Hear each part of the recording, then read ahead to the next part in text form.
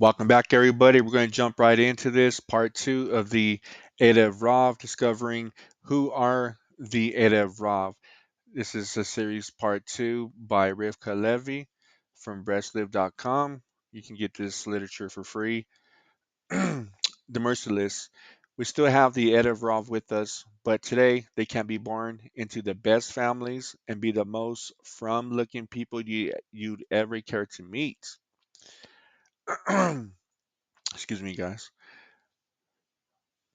The Torah first explicitly mentions the Erev Rav in Shemot, which is Exodus chapter 12, verse 37 and verse 38. The children of Israel traveled from Ramses towards Sukkot. There were about 600,000 adult males on foot besides the children. The Erev Rav also went up with them. The Arizal in Sha'arei HaPesukim Shemot 1a explains that when Pharaoh complains that the people, the children of Israel, are more numerous and greater than us, he wasn't just talking about Bnei Yisrael, he was also talking about the millions of Egyptians, converts that Joseph, and Jacob, converted. Excuse me, guys. Remember, Joseph made all the Egyptians circumcise themselves. According to the Arizal, these converts were the Erev Rav, who left together with the Jewish people in the Exodus, and they were more than double the Jewish population. The Erev Rav today, this is where this series gets interesting, so pay attention to this. Those original Erev Rav souls became intermingled with the authentic Jewish souls. The more traditional approach to the issue of the Erev Rav, as embodied by the Vilna Gaon, tells us that these Erev Rav souls are still with us today, and that they can be born into the best families, have the highest pedigree, and be the most externally pious and from people you'd ever care to meet. As we'll explore in more detail in a later post, Rebbe Nachman of Breslev, God bless him, has a different approach to resolving the issue of the Erev Rav, which involves focusing on Erev Rav character traits as opposed to talking about Erev Rav people. That distinction is crucial and should be borne in mind as you continue reading through the more traditional sources below. So that's good information, kind of a heads up for us to receive. And the reason for that, because there's this phrase in Hebrew, Leshon Hara, the evil speech. It's a sin to talk bad about other people. And he wants to, so Rebbe Nachman of Breslev wants us, as the author does, to focus on the character traits of the Erev Rav. So let's keep that in mind and proceed forward. The that isn't Yisrael. In Hebrew, Am means people or nation. Chazal teaches us that every time Israel is referred to as as opposed to Israel, it's an allusion to the Erev Rav. Interesting, right?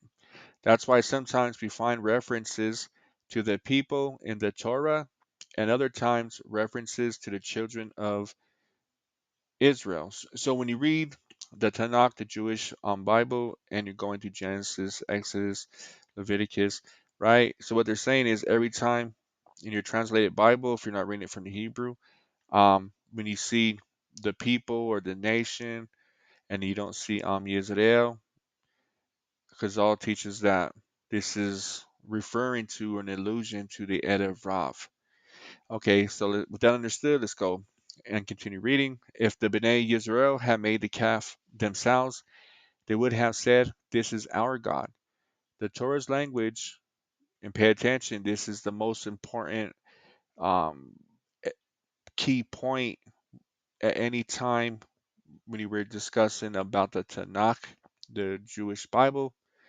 because we're talking about the holy language, the Hebrew, not a translation. The Torah's language, together with a whole bunch of additional commentaries by our sages, make it clear that the Erev Rav were responsible for leading the authentic Yisrael away from the service of God with devastating consequences. And here comes the source.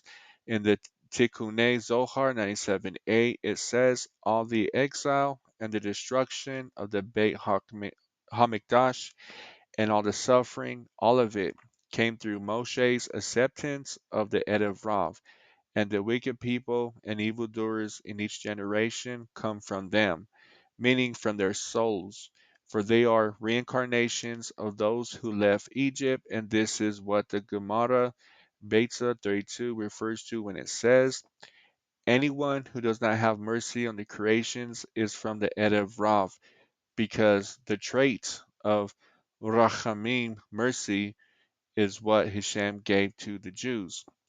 Next week, we'll look at the 5 different types of the Erev Rav as described by Rabbi Shimon Bar Yochai in the Zohar and the Vilna Gaon. So this is interesting information.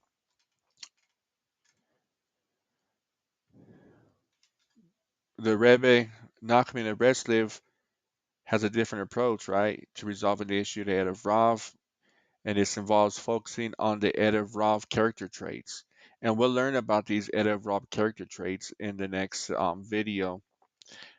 So this is for educational purposes when it comes to the Jewish Bible and the Jewish faith, and even including the Bnei Anasim, the crypto-Jewish people who don't know that they're crypto or that they're Jewish descendants of the crypto-Jewish people because of the Spanish Inquisition, and the NOAHIDE movement.